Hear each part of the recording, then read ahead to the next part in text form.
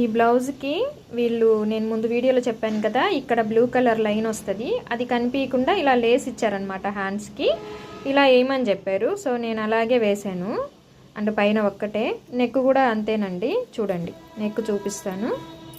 Neck దగ్గర కూడా blue line colour వచ్చింది కదా, ఒక పైపింగ్ లాగా, దాన్ని తీసేసి నాకు సెల్ఫ్లో పైపింగ్ వేసిమని చెప్పారు. నేను ఆ లైన్ మొత్తం బ్లూ కలర్ లైన్ని, అంటే ఇదే లావెండర్ కలర్ లైనింగ్ని తీసేసి ఇలా సెల్ఫ్లో పైపింగ్ అనేది వేసిచ్చానండి. ఇదిగో చూడండి, పైపింగ్ వేసేసాను. పైపింగ్ వేసి హెమ్మింగ్ చేసేసాను అనమాట. సో ఫ్రంట్ కూడా అంతే.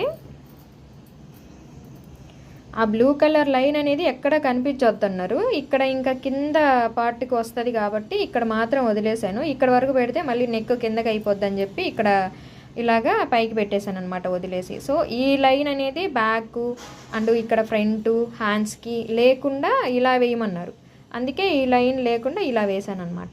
ఓకే, ఇకపోతే శారీ. ఈ శారీకి చివర మొత్తము లేస్ వేయించుకున్నారనమాట. పైట కొంగుకి అండ్ ఫ్రిల్ వచ్చే దగ్గర మొత్తం 9 మీటర్స్ తెచ్చుకున్నారు. 9 మీటర్స్ మొత్తాన్ని నేను ఇక్కడ శారీకి అయితే స్టిచ్చింగ్ చేశాను. ఇందులోనే బ్లౌజ్ హ్యాండ్స్కి కూడా స్టిచ్చింగ్ చేశాను అనమాట. ఓకే, ఈ వీడియో నచ్చిందా? నచ్చితే కనుక ఫాలో చేసి లైక్ చేయండి. వాళ్ళు చెప్పినట్టు కుట్టానా లేదా అనేది ఒక కామెంట్ చేయండి. Thank you for watching.